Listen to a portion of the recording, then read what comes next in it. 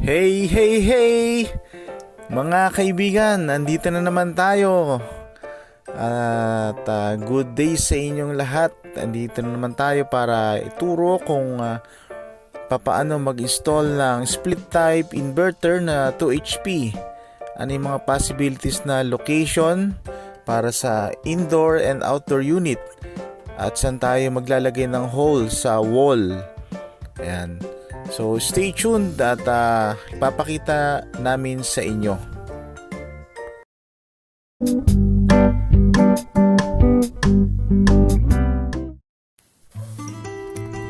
Ano ba yung possible na location saan natin pwedeng install ang indoor unit or condenser unit ng split? Sa nakikita natin sa mga residential, naka-install ito doon sa tapat ng TV. Yung iba naman naka-install sa tapat ng kama. So, yung mga ganong lugar ay minsan ay risk. Kasi kung paano kung tumulo yung aircon, nag-leak, tas tumulo sa tapat ng TV. So, madidisgrasya yung TV, matutuluan yung TV, masisira siya. O kaya naman kung nasa tapat naman ng higaan, sa tapat ng mukha, pwedeng habang natutulog ka at yun ay marumi na, tumulo yun, tutulo sa mukha mo. So, yun yung mga possible na nakikita natin. Pero the best, mas mainam kung ito ay nasa lugar na convenient. O kaya naman, yung mga possible na location na hindi makadisgrasya dahil tumutulo yung split, yung madalas na sakit ng split, doon natin ilagay. Pero kung wala talaga mapaglalagyan na maayos, siguro mag-adjust na lang kung saan natin ilalagay yung ating mga television, TV sets, mga audio video appliances, at saka yung ating bed, kung saan pwede na malayo dun sa tapat mismo ng aircon unit. Ngayon dito naman sa pag-i-installan natin ng split dito sa opisina, saan ba yung possible na pwede nating ilagay yung indoor unit. Syempre, pag-iisipan muna natin kung saan natin pwedeng ilagay. Halimbawa, yun bang lugar ay free na makaka-flow yung air galing sa unit, diretso dun sa mga office table na nandun yung mga employee. Yan. Yun ba ay lahat ay malalamigan sila, tatamaan sila ng malamig na hangin kasi yun ang gusto ng mga employee, na sila ay malamigan. Yan. Dito sa sitwasyon dito sa office na kung saan install namin yung split type aircon, dito natin pwedeng ilagay sa may biga, no? Itong biga na to, siyempre yung biga may mga bakal iyan, so pwedeng tamaan. So tatansyahin natin, pero medyo mahirap pag tinamaan mo yung bakal. So mahirap, magbabago ka na naman ng butas. Wala kasing ibang location na paglalagyan kasi ito ay dating bahay at ginawa nilang office. Nakalagay dito ay floor mounted dati, inalis din ginawa ng office, kaya ininstalan ulit namin ng split type aircon para sa kanilang maalwan na pagtatrabaho. Kaya since nabutasan na natin yung biga at wala tayong tinamaan na bakal, ayos na ayos, may install na natin yung kanyang bracket tulad yan, install na natin, and okay na okay yan. So ire-ready na natin itong evaporator unit or indoor unit. Yan, pati yung kanyang mga copper tubes. Actually, itong indoor unit na to, itong ilalagay natin ay galing dun sa dati nilang opisina, at ililipat natin dito sa itong bahay ng kanilang boss na dating tinitirhan. Dito muna sila pansamantala mag-o-office, sa loob lamang ng isang, then lilipat na naman sila. Kaya after 1 month na magamit nila ito, ay didismantle na naman and lilipat dun sa kanilang bagong opisina. So tanggal uli ng indoor, tanggal ng copper tubes, tanggal ng outdoor unit. Itong copper tubes na ito ay dating naka-install na din doon sa dati nilang opisina, kinuha lang namin at ilalagay namin dito. Pero syempre, since itong copper tubes na ito ay nagamit na, so kailangan natin bigyan ng treatment. Bakit natin kailangan bigyan ng treatment? Kasi ito ay may mga clog oil sa loob mismo ng copper tubes.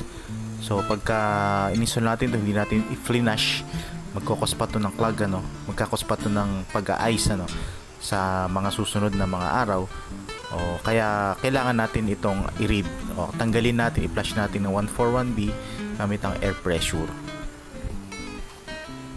para pagka ginamit nila ito o na-charge natin ng refrigerant, ayos na ayos, maganda yung flow ng kanyang refrigerant at swabab niyang lamig. Ito naman yung kanyang likuran, diyan natin papadaanin yung kanyang copper tubings. Diyan rin sana natin i-install yung outdoor, kaya lang hindi kasya, lalagpas siya, kaya ilalagay natin dito sa kabilang wall. Hindi naman ganoon haba yung copper tubes na ilalagay natin, install natin at ibubutas natin dyan sa bandang itaas. Then ito naman mga kaibigan, ito yung outdoor unit, inverter na bali 2 HP yan. Kasama nito ay yung mga outdoor din o condenser unit na galing din dun sa pinagtanggalan namin sa kabilang office. Yung isang yan ay 1 at saka 1.5 horsepower. So ito yung install natin, kasama nitong bracket na ginagawa. Mabilis ang paggawa ng bracket kasi kulang rin sa time. Kaya tingnan natin ang kasunod na gagawin. I-weld natin iyan at yan, i-grind natin at saka pipinturahan. Ituturo ko muna natin at pipinturahan ng spray paint na gray, primer gray ang gagamitin natin sa angle bar na ginagawa natin. Kaya check naman natin itong kasunod. Ito na, inumpisa na nilang ang butasin yung pader. Medyo matigas siyang pader na yan, unlike dun sa isang install namin, mabilis lang mabutas, hindi kaya ng chisel na butasin kaagad. Kaya kailangan tiktikin ng sinsil, so hard. Kailangan nila ng malakas na mga kamao, malakas na braso para mabutas kaagad yung kanyang wall. Yan, habang sila ay nagbubutas ng wall, pininturahan ko na ng primer gray itong bracket, at itong bracket ay binutasan ko na rin bago pinturahan, para sa mounting ng condenser unit at saka para sa mounting dun sa wall na horizontal ang pagkaka-install niya. So okay, i-check natin ng kanilang ginawang butas at talagang matigas siyang wall na yan, kaya ito, nabutas na rin nila dahil back to back yung kanilang pagbubutas. Isang didrill sa loob at sa labas naman ay may nagsisinsil. Nabutas nila ito kaagad ng mabilis. Yun lang, yun lang challenge yan, yung pagbubutas, kasi matigas siyang wall. Kaya tsinaga naman at natapos din. Mas madali na tong ganitong kalit na butas kaysa dun sa pagbubutas ng paglalagyan ng window type, kasi gagawa ka ng square na butas dun, talagang mas hard yun at talagang maalikabok. Kaya ito, kunting mga bato lang at alikabok, madaling linisin, ayan. So ito naman, tignan natin tong mga iba pang nagawa. Ayan na mga kaibigan, yay! Natapos na nila o na-install na nila yung indoor unit at naisuksok nila yung copper tubings, yung pipings doon sa butas. Na-mold na rin nila, kasama na rin dyan yung wirings at saka yung kanyang drain. So take note lang, kapag tayo ay mag-i-install ng split, yung kanyang pinaka drain hose ay dapat nasa ilalim, wala sa ibabaw, kasi pinaka the best yun na place para mag-flow yung tubig. Kasi pagka hindi nakaayon o maayos yung kanyang drain hose, sigurado babalik yan at magbabaha sa loob ng opisina o sa loob ng kwarto. And then ito na, ini-install na nila ang bracket gamit ang expansion shield at saka lug screw, ano.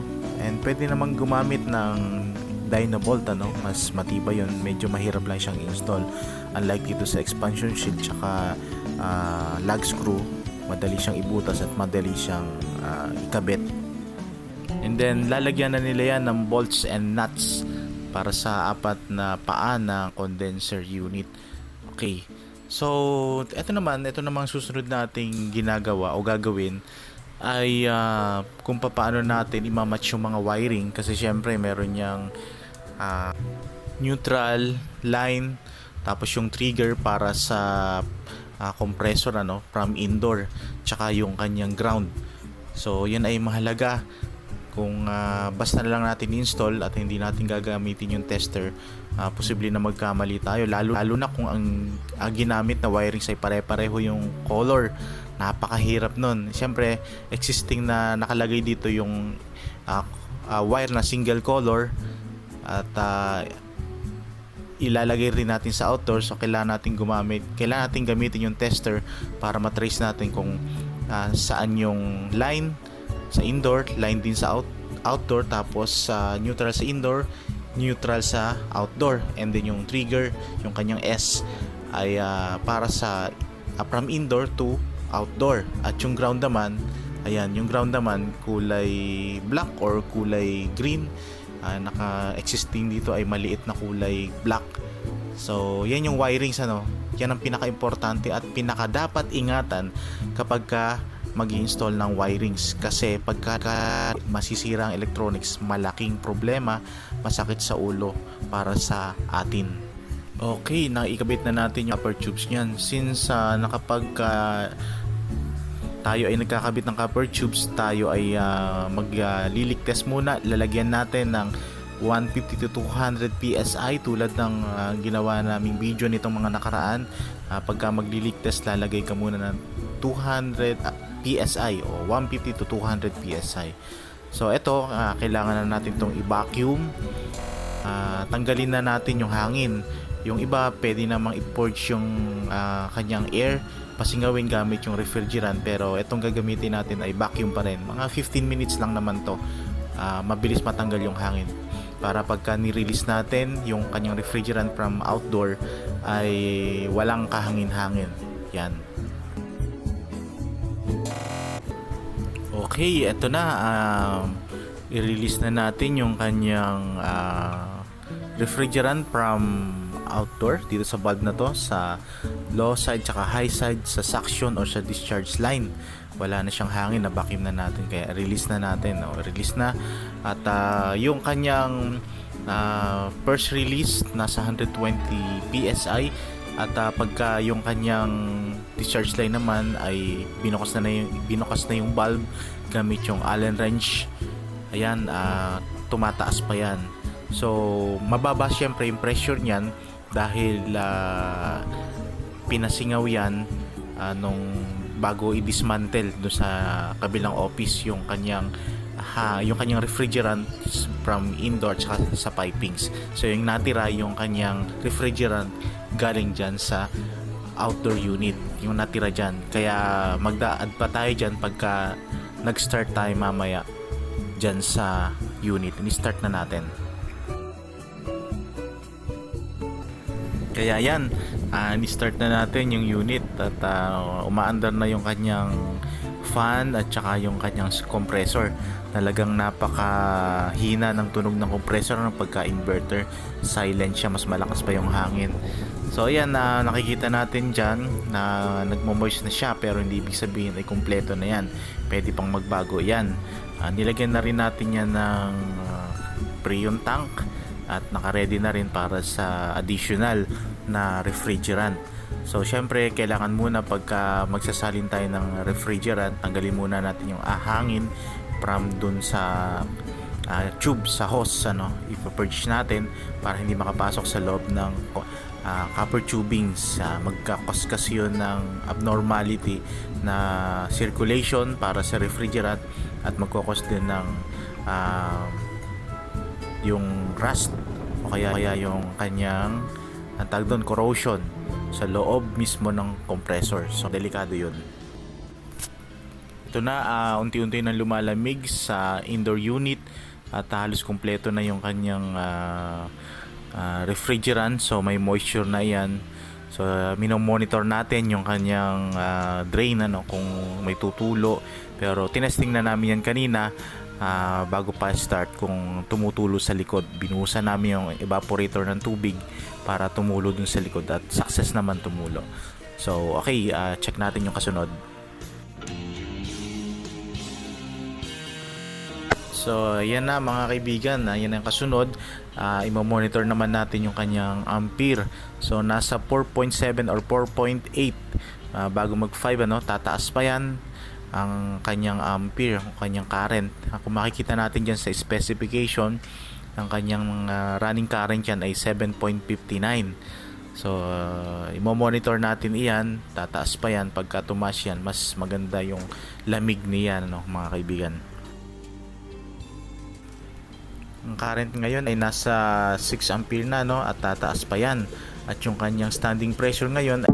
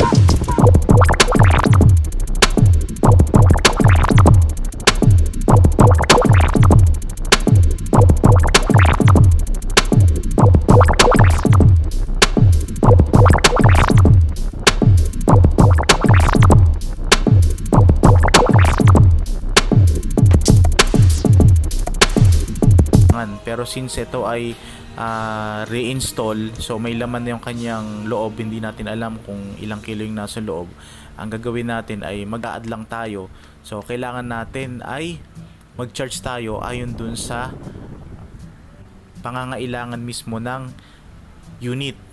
So titingin tayo sa gauge at titingin tayo sa clamp tester. So yun yung pinaka the best, at syempre dapat ma-full charge natin siya bago magbago siya ng speed yung kanyang compressor. Kaya ito na, almost complete na, nasa 132 PSIG na yung kanyang pressure, and then yung kanyang ampere ay nasa 7 na rin, so mababa pa ng konti, pero at least yung kanyang refrigerant kumpleto na yan. So malamig na siya at tamang-tama ito, magagamit na ito ng mga nag-o-office dito, mga empleyado dito sa opisina. Yan. And then yung pipings niya, nalagyan na rin natin insulation tsaka ng polyethylene insulation. So ayan na, maayos na at nagmo-moist na lahat sa copper tubings dyan sa suction tsaka sa discharge line, And then itong sa indoor unit ay malamig na rin, And then yung mga nagbabantay sa amin dito, katulad ni Mamang Guard, natutuwa na rin siya sa kanyang nararamdaman na lamig, So plus yung isa pa na in-install namin na isa nung nakaraang araw, And then itong pangalawa, so kumpleto na to. Kahit na may hagdan dyan sa banda riyan, kayang-kayang palamigin itong ibaba. So, okay. Kaya sa mga lahat ng nanonood ng mga video natin, simula pa nung una, maraming salamat sa inyong pagtangkilik, sa inyong panonood. Ang iba ay bago pa lang nag-start na maging technician, yung iba naman ay marurunong na. Maraming salamat sa inyong panonood mga kaibigan, at sana lagi niyong panoorin ang mga uploaded na video dito sa channel na ito. And then sana wag niyong kakalimutan lagi na mag-subscribe dun sa mga una pa lang na nanood. Pwede niyong i-like at pwede niyo ring i-share ang video nito. Kaya magandang araw sa lahat ng tumatangkilik.